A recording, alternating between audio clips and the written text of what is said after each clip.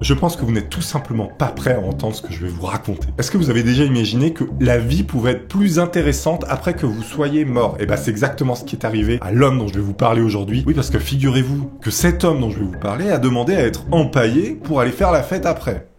Son nom, c'est Jérémy Cholevron Bentham. Il a été l'un des plus grands philosophes, moralistes et législateurs britanniques du 18e et du 19e siècle. Mais pas seulement, vous allez voir, c'est vraiment un truc de fou. Mais alors, qui était ce monsieur? Eh bien, il est né en 1748 à Londres, au sein d'une famille bourgeoise et cultivée. Et ce monsieur va dévoiler très rapidement un esprit extrêmement vif. Il est très inventif, extrêmement intelligent, et il a une aisance incroyable pour l'apprentissage. C'est-à-dire que le mec est capable d'apprendre absolument tout, et dès son plus jeune âge, par exemple, il va maîtriser le latin, le français et le violon. Il va fréquenter les écoles les plus prestigieuses en Angleterre, notamment Oxford, dont il sort bachelor en 1763. Donc autant vous dire que le mec c'était une tête, mais en plus de ça, il était un peu fou, on peut le dire. Cet homme totalement érudit du savoir devient tout d'abord avocat en 1769, comme l'était d'ailleurs son père avant lui. En revanche, cette discipline va très rapidement le désintéresser, parce qu'en fait, il va être rebuté par la complexité du système qu'il nommera le démon de la chicane. C'est-à-dire que le mec est avocat, il a un QI de 280 et il emploie des expressions de Jean Tartuffe en 5e B. J'adore ce mec. En fait, le mot chicane dans l'expression le démon de la chicane, c'est un incident qu'on induit dans un procès pour foutre le bordel un peu. Brouiller les pistes, brouiller l'affaire. Entre 1785 et 1788, il publie différents travaux. Il sillonne une partie de l'Europe jusqu'en Russie, où d'ailleurs son frère est au service de la tsarine. Et il travaille même en France, où il sera déclaré citoyen français en 1792. Faut imaginer que ça se passe dans les années 1700, c'est il y a très longtemps. Et il était extrêmement en avance sur son temps, comme vous allez pouvoir le constater. Et en 1781, c'est lui qui va fonder la doctrine de l'utilitarisme. C'est une pensée qui va partir du principe suivant. Un individu agit en fonction de ses intérêts afin de maximiser son plaisir et minimiser sa peine. Il part également du postulat que l'État démocratique est nécessaire, car lui seul peut garantir le respect des libertés individuelles et élever le bonheur collectif. Et en fait, Bentham, il avait mis au point une méthode de calcul du bonheur et de peine. Ça s'appelle le calcul félicifique. Bon, on va pas rentrer dans les détails de ce calcul parce que c'est pas le but de cette vidéo, mais je vous montre rapidement parce que vous pouvez le faire vous-même. Ça prend en compte plusieurs variables, comme par exemple l'intensité du plaisir, la durée, la proximité, etc.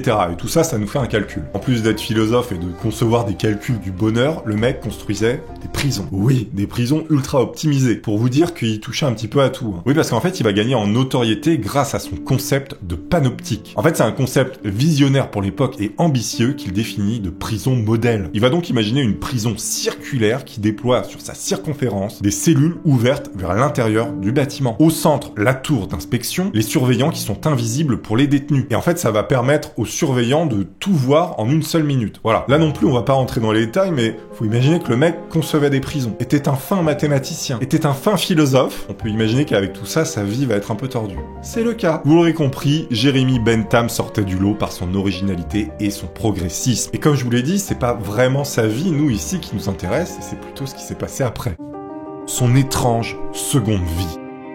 Avant de mourir, Bentham savait exactement ce qu'il voulait que son corps devienne. Enterré? Incinéré? Non, non, non. Les pompes funèbres en sueur. Ce monsieur voulait l'auto-icône sur sa propre personne. L'auto-icône, c'est un concept qu'il a créé et qui consiste à faire empailler le corps et à se faire visser ensuite la tête qu'on aurait momifiée. C'est deux techniques différentes, c'est-à-dire que le corps, on fout de la paille, comme un animal, et la tête, on la momifie avec une autre technique et on la remet sur le corps. Bon, oui, c'est étrange, mais il a voulu ça. Une fois réassemblé après cet empaillage et cette momification, eh bien l'auto-icône, ce concept qu'il a inventé, suggère qu'on le fasse continuer à faire la fête avec ses amis. C'est-à-dire que le gars voulait faire la fête en étant empaillé après être mort. Et c'est ce qui s'est passé. Et même à le faire venir à des banquets style la daube chez Tata Suzanne. Vous imaginez, le mec, on le transporte à une technoparade.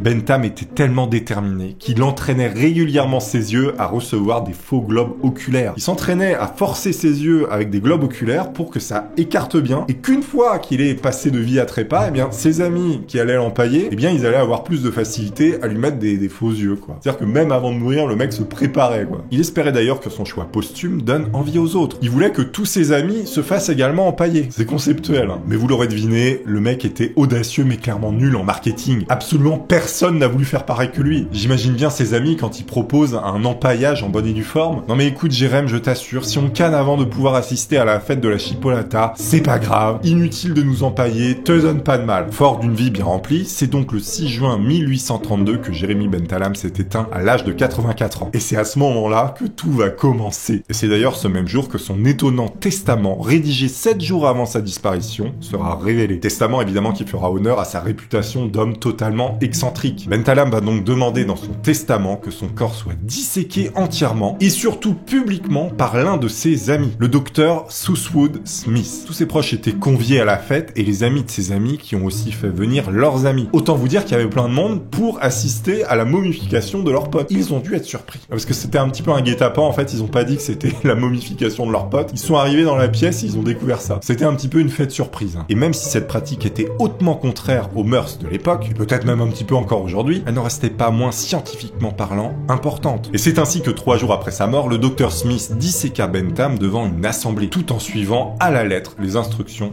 testament. Personnes présentes étaient notamment des hauts placés de la société, juristes, philosophes, gouvernements, et évidemment des membres de sa famille et tous ses amis. Le docteur Smith a entièrement enlevé les organes mous de Bentham. Il a ensuite vidé son corps, puis a détaché la tête. Bon, la tête, c'est la partie la plus délicate du procédé, puisque Bentham voulait une momification. Et en fait, une momification, c'est beaucoup plus compliqué qu'un empaillage. Il voulait que la tête soit momifiée et que le corps soit empaillé. Le docteur Smith s'est donc inspiré des techniques de momification du peuple maori de Nouvelle-Zélande. Il a placé la tête de Bentham sous une pompe à air et sur de l'acide sulfurique simultanément, afin d'en extraire tous les fluides. J'espère que vous ne mangez pas. On l'a placé assis sur une chaise, tenant sa canne et portant l'une de ses tenues habituelles. Et le tout enfermé dans une caisse en bois vitré. Le problème, c'est que malgré tous les efforts que le docteur Smith a mis pour bien momifier la tête de son pote, dit comme ça c'est bizarre, mais c'est ce qui s'est passé, eh bien ce fut un échec cuisant. Malheureusement, la tête de Bentham s'est mise à virer au mauve et à sentir extrêmement mauvais. Elle est devenue défigurée et grossière durant le procédé de conservation. Ça avait complètement foiré, donc en fait le mec commençait à vraiment pourrir, quoi, hein, littéralement. Il y a des images, mais c'est compliqué. Je vais pas montrer ça ici, évidemment, vous le savez. La décision fut donc prise de lui retirer la tête du corps, pour la seconde fois. Et en fait, on l'a remplacé par une tête en cire. D'ailleurs, le docteur Smith, il va faire appel au français Jacques Talrich. C'est un expert en sciences anatomiques et en art du modelage, afin de reproduire à l'identique le visage de Bentham. Le docteur Smith a gardé son ami chez lui quelques temps avant d'en faire don à l'University College de Londres. On peut comprendre qu'à un moment donné, il en ait fait don à un musée, parce que boire ta tisane de gentiane tous les matins devant ton pote momifié, bon, pas déconner. Évidemment, l'université a accepté de l'exposer au sein de son établissement, mais non sans péripéties pour Bentham, ou du moins pour sa tête, encore une fois. En effet, les étudiants étant ce qu'ils sont, de grands rigolards, ils ont notamment décidé de voler la tête de Bentham et de jouer au foot avec, ou encore de voler la tête et de réclamer de l'argent en retour. C'est-à-dire que les mecs ont fait une prise d'otage avec la tête de Bentham pour demander de la thune. Quand on vous dit que les étudiants n'ont pas d'argent, pour en arriver là, faut quand même y aller. Heureusement, la tête de notre cher Bentham est toujours revenue à bon port. On sait également que Bentham avait fait confectionner une vingtaine de bagues commémoratives qui devaient être exposées auprès de lui. En revanche, toutes ne sont pas présentes et la majorité d'entre elles sont encore à ce jour extrêmement recherchées. Donc si jamais vous trouvez l'une de ces bagues, vous êtes riche. Elles sont très reconnaissables, elles ont rien de banal, vous allez comprendre. Ces bagues sont ornées de son visage ainsi que de sa signature gravée. Elles contiennent un compartiment vitré où se trouve une mèche de ses cheveux. Toutes ces bagues, en fait, il voulait les léguer à tous ses amis les plus proches. Mais attendez, c'est pas fini. Anecdote farfelue. On est le 6 juin 1932, soit 100 ans après sa disparition. L'Université de Londres décida d'organiser un banquet en l'honneur de Jérémy Bentham. Banquet auquel Jérémy Bentham a lui-même participé, 100 ans après sa mort. Il y a eu un banquet avec la momie. Il était entouré de professeurs, d'économistes et de juristes. Et la momie de Bentham était assise là, au milieu de tous ces aristocrates. Vous imaginez manger au petit four avec un mec qui est mort il y a 100 ans, tout ça dans la joie, la bonne humeur, et en fait, c'est ce qu'il aurait voulu. On sait pas vraiment pourquoi il a voulu que sa vie, elle continue, même après avoir été momifié. C'était peut-être un peu un artiste, mais surtout un philosophe, et je pense que le mec avait juste envie de triper. D'ailleurs, si jamais vous voulez le voir, parce que c'est possible, vous pouvez rencontrer ce monsieur, et pourquoi pas avoir la chance de faire un ice contact avec, à l'University College de Londres, lieu où il est présenté au public depuis 1850 tous les ans. En revanche, sa vraie tête n'est plus accessible car sa conservation est extrêmement délicate. En fait, c'est la tête qu'on sort une fois par an et le corps, on peut le voir ici, à Londres. Oui. Faut savoir que ce monsieur qui est né dans les années 1700, je rappelle, donc il y a très longtemps, c'était un grand visionnaire et extrêmement en avance sur son temps. Il militait notamment pour des causes sociales qu'on connaît aujourd'hui, pour l'égalité homme-femme, pour voilà, toutes ces choses aujourd'hui dont on parle beaucoup, mais tout ça en 1700, vous imaginez? Il n'y avait pas beaucoup de gens à l'époque qui étaient capables d'avoir ce raisonnement-là, mais lui il l'avait. Mais ce qui est marrant, c'est que c'est souvent des gens qui sont un peu excentriques comme ça, qui sont le plus en avance finalement. J'espère que vous aurez apprécié et découvert une petite histoire complètement folle sur ce monsieur. Je vous propose d'aller voir cette vidéo si vous le souhaitez. À très vite, abonnez-vous. Merci à tous. Au revoir.